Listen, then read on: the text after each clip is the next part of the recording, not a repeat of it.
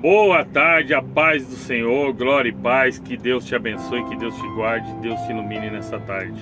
Amados, mais um dia, mais uma palavra de Deus abençoada, mais um capítulo da Bíblia, aonde o Senhor me colocou uma pequena passagem, um versículo bem pequenininho, onde fala de Paulo, Saulo, perseguidor de Cristo.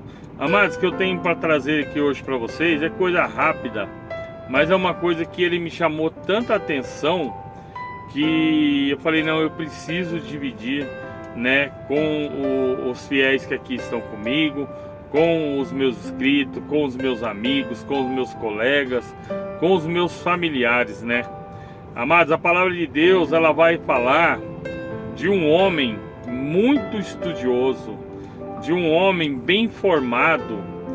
Paulo, antes de ser Paulo, ele era Saulo. Saulo, ele era uma pessoa onde ele foi criado com os mestres da lei. Ele foi criado dentro da doutrina dos fariseus, onde que eles respeitavam a lei de Moisés. E com o passar do tempo, ele foi se aperfeiçoando, ele foi estudando.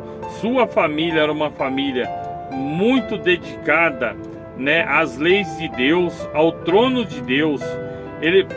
O Saulo, ele não era contra Deus, só que a maneira com que foi explicado para ele, com a maneira com que foi colocado a ele as leis de Moisés, ele não aceitava que existisse outro Deus a não ser o Deus de Moisés, a não ser aquele que ficou eternizado para todo sempre sobre as leis de Moisés.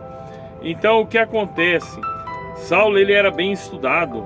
Saulo, ele tinha, nós vamos colocar hoje aí, na doutorado, ele tinha mestrado. Ele se formou com um dos maiores fariseus, da época. Então ele era praticamente um mestre da lei. E quando o Senhor Jesus Cristo, se veio à terra para levar nossos pecados, ele pegou e ele, junto com os seus discípulos, ele designou, os seus discípulos a levar a palavra do Senhor ali para o povo, para os judeus, e não para os gentios e nem os samaritanos. Por quê? Porque o Senhor Jesus Cristo, ele já tinha em mente quem queria fazer essa missão, quem queria fazer essa obra. E passar dos tempos,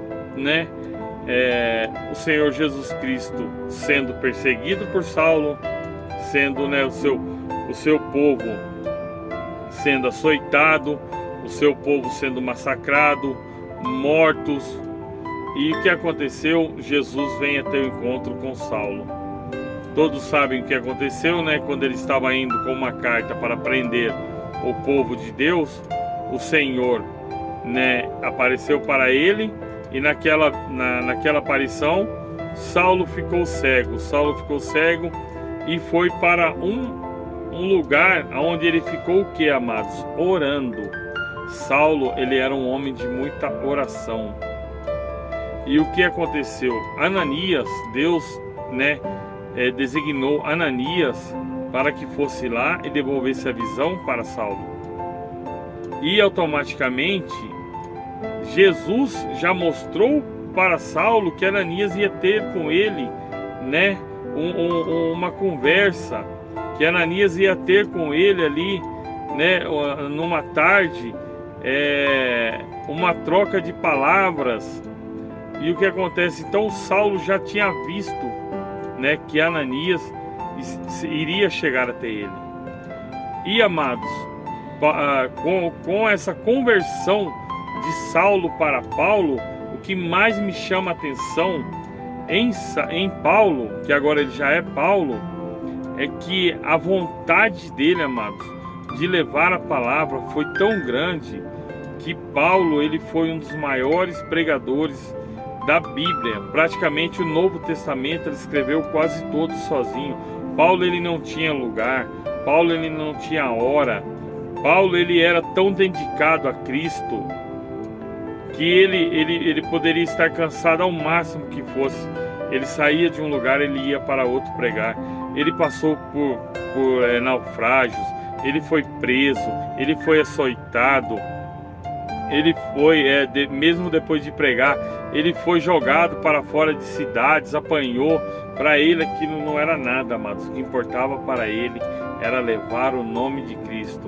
Mas, irmão Eduardo, por que você está falando tudo isso? Porque, amados, mesmo diante das dificuldades, mesmo diante de toda o empecilho que o mundo está colocando para nós que queremos levar a palavra, para nós que desejamos levar a palavra, o mundo está dificultando, o mundo está prendendo, o mundo está colocando intolerância religiosa. O que eu quero deixar nessa tarde? Paulo, ele sofreu tudo. Paulo, ele morreu, foi decapitado. Mas Paulo nunca negou o nome de Cristo. É o que eu quero deixar para você hoje, nessa tarde, amado. Para você que tem a vontade de levar o nome do Senhor, para você que está aqui comigo, não desista da palavra do Senhor. Não desista de levar a palavra do Senhor na sua casa. Não ache que porque alguém falando mal para você, alguém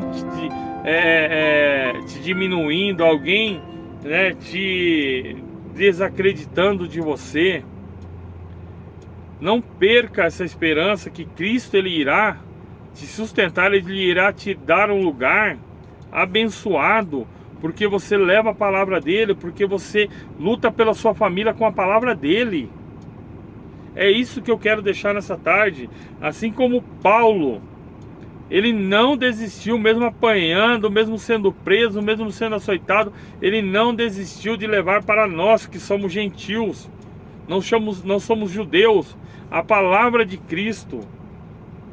Paulo, ele alugava lugares para pregar. Ele não tinha lugar, ele não tinha hora. Ele ia para igrejas, ele pregava, amados, para a igreja que estava perdida. Muitos, tem passagens na Bíblia que fala, agora não vou me lembrar, mas fala que Paulo, ele resgatou uma igreja inteira. A igreja estava perdida, a igreja vivia na prática do dinheiro. A igreja só servia para ela porque só gente que tinha dinheiro que estava ali.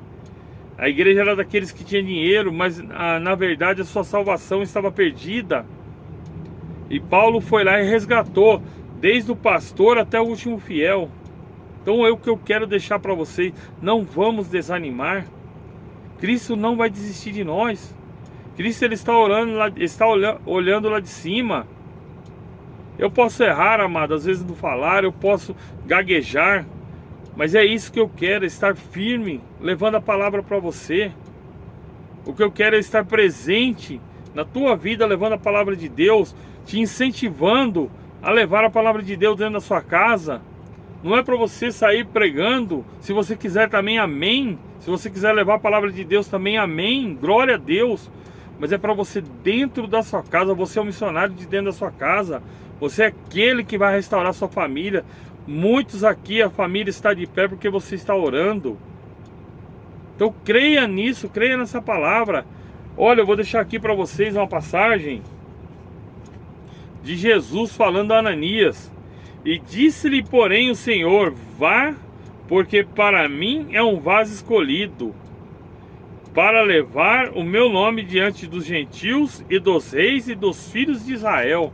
Olha para você ver, amados, quem era Saulo, um perseguidor, matava, ele judiava, prendia, levava pessoas presas, mas para Cristo ele era um vaso escolhido.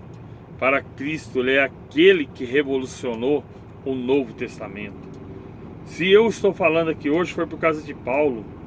Se eu estou falando aqui hoje foi porque Cristo acreditou em Paulo e ele trouxe a palavra até nós.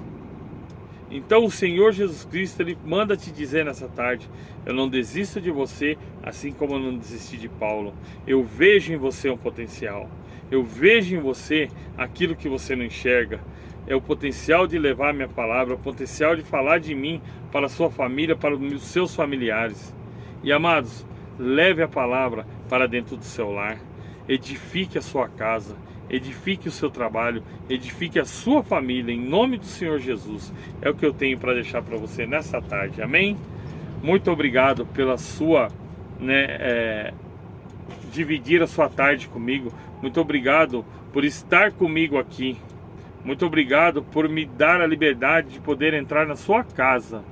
Eu te agradeço desde já, e que o Senhor Jesus Cristo ele possa estar fazendo presença na sua vida, na sua casa e na sua família. Amém? Pai, muito obrigado. Obrigado que nessa tarde, Pai, o Senhor me deu, Pai, mais uma oportunidade de estar abrindo a minha boca falando de Ti. Senhor, eu te peço, visita cada um que aqui estão. Visita a cada um, Pai, que estão, Pai, hoje triste, amargurado, abatido, sofreram, Pai, uma palavra errada, uma palavra maldizente, às vezes um desemprego, às vezes um filho que se acidentou, um filho que está nas drogas, um marido que está na prostituição, uma esposa, uma filha. Senhor, eu te peço, Pai, restaura casamentos, restaura famílias, Pai, que esse final de ano, Pai, ainda seja melhor, Pai, para aqueles que estão tristes, para aqueles que estão abatidos, com pessoas, com familiares em leito de hospital. Eu sei que o Senhor é o Todo-Poderoso e a última palavra vem de Ti, Senhor. Não adianta médico às vezes colocar, Pai, diagnóstico, porque o diagnóstico final vem da Tua palavra. E eu espero, Senhor, que o Senhor possa sarar, curar e libertar todos aqueles que estão presentes nessa oração e aqueles que estão chegando. Cuida das nossas crianças, dos nossos idosos, dos nossos adultos e dos nossos jovens, livrando e os guardando do laço do passarinheiro, da peste perniciosa, do espírito de morte, da bala perdida e do homem sanguinário. E que nesse final de ano, Pai, o final seja melhor que o começo, para a honra e glória do Seu nome. Amém. Fiquem com Deus, que Deus abençoe a sua casa.